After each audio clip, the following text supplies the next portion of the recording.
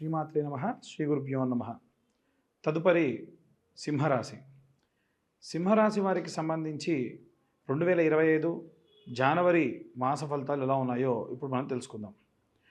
సింహరాశి వారికి సంబంధించి కొంచెం భయపడి 2 అడుగులు వెనక్కు వేసి కొంతకాలం కామ్గా ఉన్న సమయం వచ్చినప్పుడు వారి యొక్క ప్రత్యేకమైనటువంటి సుగుణాలను చూపించేటువంటి వాళ్ళు.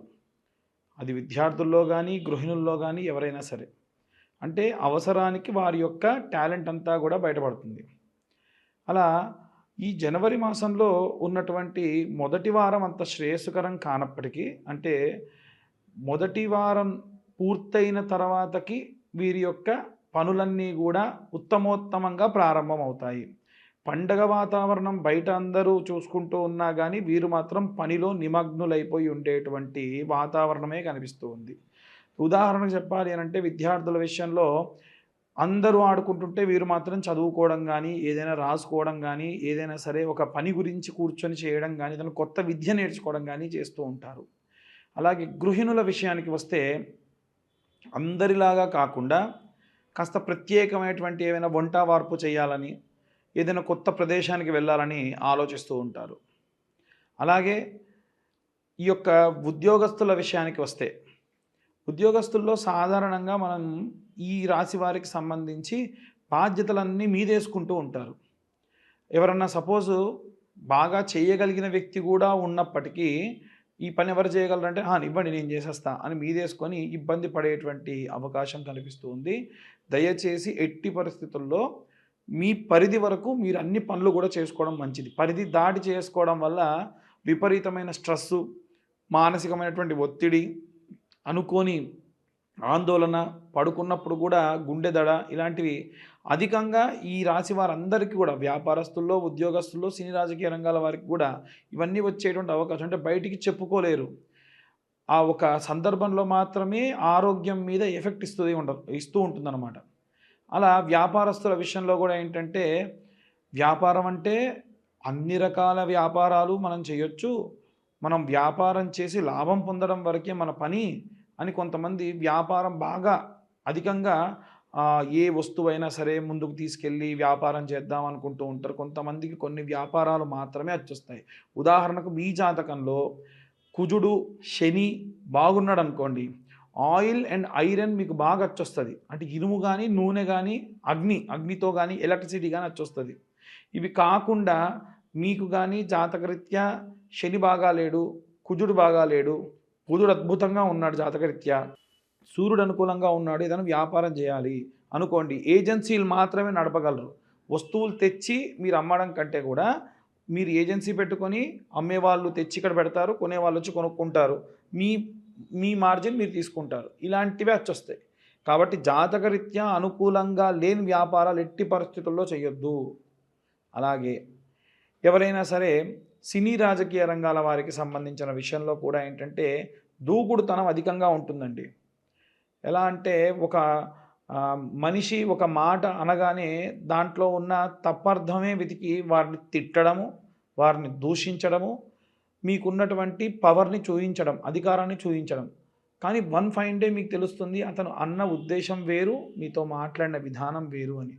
కాబట్టి తొందరపడి నిర్ణయాలు తీసుకోవడం అంత మంచిది కాదు. అది రాజకీయాల్లో కానీ, సినీ రంగంలో కానీ.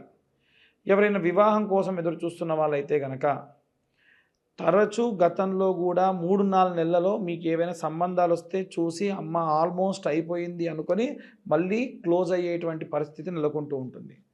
అది ఎందుకు అంటే, జాతకరీత్యా శుక్రుడు బాలేకుండా ఉంటే అలా జరగవచ్చు. లేదా మీకేవైనా సరే పితృదోషాలున్నా అలా అవ్వచ్చు. కాబట్టి నిజంగా మీ జాతకరీత్యా ఏమైనా పితృదోషాలు ఉన్నాయా, గతంలో మీకు సంబంధాలన్నీ దగ్గర దాకా వచ్చి వెళ్తున్నాయా, లేదా కలత్ర దోషం మాత్రమే ఉందా, దానికి సంబంధించి ఎలాంటి రెమెడీస్ తీసుకోవాలి, ఎలాంటి హోమాలు పూజలు చేయించుకోవాలి అనేటువంటివి చేయించుకోవడం ఉత్తమం.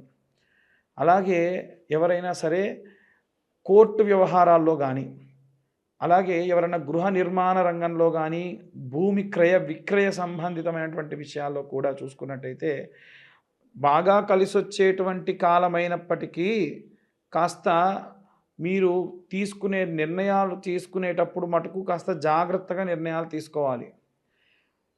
తొందరపడి నిర్ణయం తీసుకోవడం వల్ల బాగా ఇబ్బంది పడేటువంటి పరిస్థితులు కూడా నెలకొంటూ ఉన్నాయి.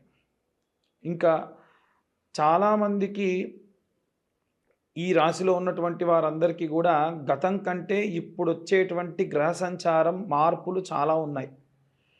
కాబట్టి గోచార రీత్యా ఇప్పుడు మేము చెప్పినవన్నీ మీరు తెలుసుకోవచ్చు. నిజంగా మీ జాతకం తెలుసుకోవాలి అనుకుంటే కింద కనిపించే నెంబర్ని కాంటాక్ట్ చేసి మీ జాతకాన్ని మీరు తెలుసుకోవచ్చు పూర్తిగా.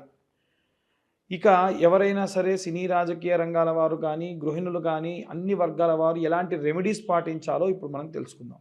మనకి ఈ యొక్క జనవరి మాసంలో ప్రత్యేకంగా విద్యార్థులకి, గృహిణులకి, వ్యాపారస్తులకి, సినీ రాజకీయ రంగాల వారికి, వివాహం కోసం ఎదురు చూసే వారికి, కోర్టు గొడవలకు సంబంధించి ఇబ్బందులు ఉన్న వారికి కాను, అలాగే ఏవైనా గృహ నిర్మాణ కార్యక్రమాలు చేసేవారు ఎవరైనా ఉంటే వారికి సంబంధించి ప్రత్యేకమైనటువంటి గ్రహస్థితి వల్ల మనకి బుధాదిత్య యోగం కానీ, అలాగే జనవరి మాసంలో జరిగేటువంటి గ్రహ సంచారాన్ని బట్టి మార్చి వరకల్లా వచ్చేటువంటి షష్టగ్రహ కూటమి, చతుర్గ్రహ కూటమి వల్ల వచ్చేటువంటి ఎన్నో రకాలైనటువంటి మార్పుల వల్ల మనం కొన్ని రెమెడీస్ చేసుకోవడం చాలా చాలా ఉత్తమం. అవి ఏమేం చేసుకోవాలి, ఎవరెవరు ఎలాంటివి చదువుకోవాలి అనేది ఇప్పుడు మనం తెలుసుకుందాం. విద్యార్థుల విషయానికి వస్తే కనుక విద్యార్థులందరూ కూడా ఓం వాగ్దేవ్యై నమః అన్న మంత్రాన్ని ప్రతిరోజు 11 మార్లు పఠనం చేస్తూ వీలైనంత వరకు వారానికి ఒక్కసారైనా సరే నీలా సరస్వతి స్తోత్రాన్ని వినడం కానీ పఠనం కానీ చేయించడం చాలా చాలా మంచిది. అలాగే గృహిణులందరూ కూడా అయితే కనుక రోజు మీ ఇంట్లో ఒక చిన్న అమ్మవారి యొక్క విగ్రహం కానీ, ఒక బొటనవేలు పరిమాణంలో ఒక విగ్రహాన్ని పెట్టుకొని అమ్మవారి ముందు ఒక ఒక్క పెట్టుకొని శ్రీమాత్రే నమః అనుకుంటూ 108 సార్లు కుంకుమతో అర్చన చేసుకోవడం చాలా చాలా ఉత్తమం. అలాగే ఎవరైనా ఉద్యోగస్తులు కానీ, వ్యాపారస్తులు కానీ ఇప్పుడు నేను చెప్పేటువంటి ఈ మంత్రాన్ని పఠనం చేయడం చాలా చాలా శ్రేయస్సుకరం. ఆ మంత్రం ఏమిటి అంటే ఓం క్లీం కృష్ణాయ వాసుదేవాయ హరయే పరమాత్మనే ప్రణతక్లేశనాశాయ గోవిందాయ నమో నమః. ఈ మంత్రాన్ని ఈ యొక్క ఇంట్లో ఉన్న వారందరూ కూడా ఎవరైతే వ్యాపారంలో ఉన్నటువంటి వారు ప్రత్యేకంగా చేయడం మంచిది. అలాగే మీ వ్యాపార స్థలం దగ్గర ప్రతిరోజు సాయంత్ర సమయంలో ఐటీలో ఉండేటువంటి వ్యాపారస్తులు ఉంటారు, పెద్ద పెద్ద ఎంఎన్సీలో ఉండేటువంటి వ్యాపారస్తులు కూడా ఉంటారు. నేను చెప్పేటువంటిది అన్ని వర్గాల వ్యాపారస్తులకి కూడా అనేటువంటిది బాగా గమనించాలి. ఇందాక చెప్పిన ఉద్యోగస్తులకు కూడా ఒక పచారీ కొట్లో పనిచేసే ఉద్యోగస్తుడు ఉంటాడు, అలాగే ఒక ఎంఎన్సీ కంపెనీలో పనిచేసేటువంటి ఉద్యోగస్తుడు ఉంటాడు. అందరికీ కలిపి చెప్పినటువంటి మంత్రం అది. అయితే ఈ వ్యాపారస్తులు ప్రత్యేకంగా ఏం చేయాలి అంటే ప్రతిరోజు వ్యాపార స్థలంలో సాయంత్ర సమయంలో కాస్త ధూపం వెలిగించి అమ్మవారికి సంబంధించినటువంటిది ఏదో ఒక మహాలక్ష్మీదేవికి కానీ లేదా అమ్మవారికి సంబంధించినటువంటి మంత్రపఠనం చేయడం చాలా చాలా మంచిది. ఒకటి. రెండవది ఏమిటి అంటే మీరు వ్యాపార స్థలాన్ని బంద్ చేసి వెళ్ళేప్పుడు ఒక పేపర్ తీసుకొని కుడివైపు 3 సార్లు ఎడంవైపు ఒకసారి తిప్పి అక్కడ పడేసి వెనక్కి తిరిగి చూడకుండా వెళ్ళిపోవడం చాలా చాలా ఉత్తమం. మనం మార్వాడీస్ని కానీ జైష్వాల్స్ని కానీ చూసుకున్నట్టయితే వారి వ్యాపార స్థలం దగ్గర ఇలా చేస్తారు. ఎందుకంటే మన వ్యాపార స్థలం దగ్గరికి ఎంతోమంది వచ్చేటువంటి వాళ్ళు శౌచముతోని మైలతోని అంట్లతోని వస్తారు. కాబట్టి అవేవి రాకుండా ఉండాలి, అవేవి మీకు అంటకుండా ఉండాలి అంటే ఈ రెమెడీ చేయడం మంచిది. అలాగే వ్యాపార స్థలం దగ్గర కౌంటర్లో ఒక పటికని ఉప్పులో పోసి గాజు పాత్రలో ఉప్పు పోసి పెట్టుకోవడం మంచిది. నిమ్మకాయని గాజులో వేయడం వల్ల అది తేలితే మంచిది, మునిగిపోతే అంత శ్రేయస్కరం కాదు. అలాగే మీ క్లీనింగ్ చేసేటప్పుడు కొంచెం ఉప్పు పసుపు వేసిన నీళ్ళతోని క్లీన్ చేయించడం వల్ల కూడా సకల గాలి ధూళి యంత్ర మంత్రాల వల్ల వచ్చినటువంటి దోషాలు కూడా పోతాయి. ఇక ప్రత్యేకంగా సినీ రాజకీయ రంగాల వారు కానీ ఎవరైనా సరే కోర్టుల్లో పనిచేసి కోర్టు కేసులతో తిరిగేటువంటి వాళ్ళు పబ్లిక్ పోర్టల్లో బాగా ఉంటారు. కాబట్టి మనకు దుర్గా కవచము అనేటువంటి కవచం ఉంటుంది. ఈ దుర్గా కవచం ఎలా ఉంటుందంటే శృణోదేవి ప్రవక్ష్యామి కవచం సర్వసిద్ధిదం పఠిత్వా పాఠయిత్వా చ నరో ముశ్చేత సంకటాత్ ఇలా ప్రారంభమవుతుంది. అమ్మవారికి సంబంధించి 8 శ్లోకాలు ఉంటాయి. ప్రతిరోజు అది చదువుకోండి. ఎందుకంటే పబ్లిక్ పోర్టల్‌లో తిరిగేటువంటి వాళ్ళకి ఎంతో దిష్టి తగులుతుంది. అది పోవాలి అంటే ఈ మంత్రాన్ని చదువుకోవడం చాలా మంచిది. ఇక ప్రత్యేకంగా ఏవైనా సరే ఒక పఠనాన్ని, ఒక మంత్రాన్ని మనం జపంగా చేయడం మంచిది అనుకుంటే ఎలా అనుకుంటే, ప్రతిరోజు అసుర సంధ్యా సమయంలో పంచాక్షరి మంత్రం అంటే ఓం నమః శివాయ అనే మంత్రాన్ని పఠనం చేయడం చాలా చాలా శ్రేయస్కరం.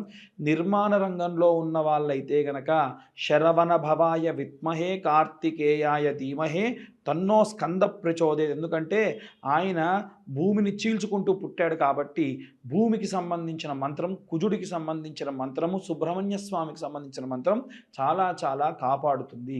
ఈ యొక్క మంత్రపఠనాన్ని, రెమెడీస్ని ఫాలో అయ్యి అందరూ కూడా చాలా శ్రేయస్కరంగా ఉంటారని కోరుకుంటున్నా. అందరికీ కూడా మకర సంక్రాంతి శుభాకాంక్షలు, అలాగే నూతన ఆంగ్ల సంవత్సర శుభాకాంక్షలు. ఎవరైనా సరే జాతకాలకు సంబంధించి ఫోన్ చేస్తూ ఉన్నారు, దయచేసి వాట్సాప్ చేయండి. ఒకవేళ కాల్ చేయదలుచుకుంటే కింద ఇచ్చేటువంటి నెంబర్కి మీరు కాల్ చేయొచ్చు.